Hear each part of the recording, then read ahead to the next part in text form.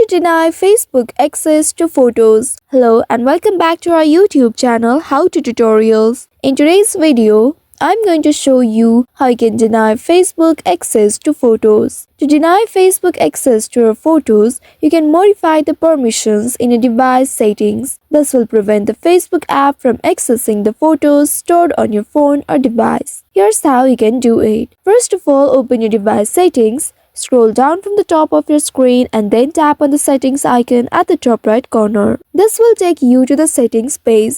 Now here scroll to find the application option. Once you locate the application option, simply tap on it to open it. And now from the list of this application, find the Facebook application. Once you find the Facebook application, simply tap on it to open it and here tap on the permission option inside it. Now in this permission section, scroll a bit down and search for photos and videos. If you find the photos and videos option under this allowed section, then simply tap on it and inside it, here tap on don't allow or never option, whichever it is available on your device. Or if you want to give access to only the photos that you select, then you may also tap on this allow limited access option and then only the photos you select will be accessible to the Facebook. So, by following these steps, you should be able to deny Facebook access to your photos. I hope this tutorial was helpful. If yes, don't forget to like, share and subscribe to our channel.